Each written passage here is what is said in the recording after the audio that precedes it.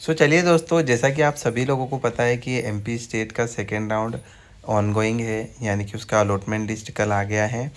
काफ़ी बच्चों को कॉलेज मिला, काफ़ी बच्चों को नहीं मिला। ये एक बहुत ही मतलब ना हमारे साथ एक तरह से हम बोल सकते हैं कि ड्रास्टिक चेंज आया है। वो ये है कि कट ऑफ काफ़ी ज़्यादा इंक्रीज़ हुआ है ना। मतलब प्राइवेट कॉलेज का कट ऑफ बढ़ा है, कम होने की जगह कट ऑफ बढ़ गया। ठीक है। अब चलिए हम देखते हैं कि जिन बच्चों को इस राउंड में कॉलेज मिला है उन्हें कॉलेज में डॉक्यूमेंट क्या लेकर जाना है ना। मतलब जब आप एडमिशन के टाइम जाएंगे तो आपको क्या क्या डॉक्यूमेंट चाहिए और किन किन चीज़ों की आपको ज़रूरत रहेगी, मैं फ़ीस के साथ बताता हूँ आपको। तो वीडियो को लास्ट तक ज़रूर देखना। तो देखिए, सबसे पहले आपका NEET admit card, NEET score card, okay, allotment letter. ठीक है, 3 चीज़ हो गई। सबसे इम्पोर्टेंट स्कोर कार्ड भी रखना है। देन 10th 12th की मार्कशीट, और जो आपने रजिस्ट्रेशन करवाया था ना काउंसलिंग के लिए, वो भी चाहिए, वो रिसिप्ट आपकी। ठीक है, अलॉटमेंट लेटर, ये चीज़ें। एंड आगे आएगा 10-12 की मार्कशीट, फिर आपका इनकम सर्टिफिकेट, ठीक है, अपडेट वाला, गैप सर्टिफिकेट आपका, है ना। उसके बाद में कास्ट सर्टिफिकेट आपका, अगर आप ओबीसी एससी एसटी के बच्चे हैं तो। ईडब्ल्यूएस से है तो ईडब्ल्यूएस का सर्टिफिकेट लगेगा। ठीक है, उसके बाद आता है आपका इनकम सर्टिफिकेट। डोमिसाइल सर्टिफिकेट आपको ज़रूर याद से लेकर जाना है। ठीक है, डोमिसाइल सर्टिफिकेट मतलब कि आपका रहवासी प्रमाण पत्र। ठीक है, चलिए अगला आता है हमारा टीसी, ट्रांसफ़र सर्टिफिकेट। उसके बाद एक आपका माइग्रेशन सर्टिफिकेट भी लगेगा। ये दोनों चीज़ें बहुत इंपॉर्टेंट है।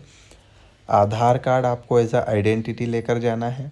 अगर आधार कार्ड नहीं है तो आप उसकी जगह पर पैन कार्ड यूज़ कर सकते हो, कोई दिक्कत नहीं है। ठीक है, पासपोर्ट साइज़ फ़ोटोज़ लेकर भी जाना होगा हमें।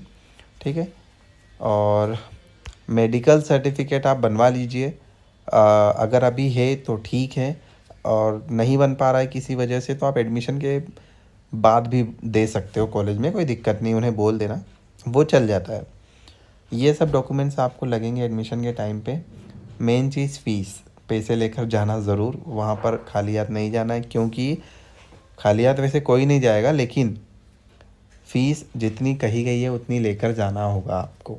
ठीक है, जैसे किसी कॉलेज का फ़ीस मान लीजिए 5 लाख रुपीज़ है फर्स्ट ईयर का, तो आपको एटलीस्ट 4 लाख रुपीज़ आपके पास होना चाहिए। देखिए, इतनी आप प्रिपरेशन से जाइएगा। कोई होम्योपैथी कॉलेज है, अगर वहाँ पर फ़ीस आपको 1.5 लाख बताई है तो फर्स्ट ईयर के लिए वो लोग इतना फ़ीस लेंगे। ठीक है, मतलब फर्स्ट ईयर के लिए 1 लाख रुपए तो वो लेंगे। ठीक है, ऐसा। तो ये रही डॉक्यूमेंट्स की लिस्ट, मैंने आपको बता दिया डॉक्यूमेंट्स कौन कौन से लगेंगे। ध्यान रखना सभी डॉक्यूमेंट्स को अच्छे से अलाइन करना। वहाँ पे आपको एक लिस्ट देंगे जिसमें आपको डॉक्यूमेंट्स को अरेंज करना है। ठीक है, अब सुनिए, आपका जो ओरिजिनल डॉक्यूमेंट्स का सेट है वो एक आप रखेंगे, एक फ़ाइल अलग से। एंड 2 सेट आपके फ़ोटोकॉपी के रहने वाले हैं, जिसमें आपको वो अलग से लगेंगे। ठीक है, 2 सेट फ़ोटोकॉपी के। एंड जब आप कॉलेज में जाएंगे तो वहाँ पर आपको जो है 250 रुपीज़ या 100 का स्टाम्प पेपर पर आपको जो है एक अटेंडेंस के लिए, है ना, और एक सीट लिविंग बॉन्ड। तो इनका जो सीट लिविंग बॉन्ड, ये बॉन्ड साइन करवाने पड़ेंगे आपको। तो आपको वो चीज़ तो कॉलेज से ही मिल जाएगी। ठीक है, तो ये सारी चीज़ें आपको लगने वाली हैं। और भी काउंसलिंग की डिटेल जानने के लिए हमारे चैनल को सब्सक्राइब कर सकते हो। एंड जो भी प्रॉब्लम अगर आपको आ रही है आप कमेंट में कर दीजिएगा। एंड एक चीज़ और कहना चाहूँगा, अगर वापस रिपीट करूँगा, कोई भी अगर दिक्कत हो, कॉलेज समझ नहीं आ रहा है, फ़ीस ज़्यादा लग रही है, या दूसरी चीज़ों से परेशानी आ रही है, लाइक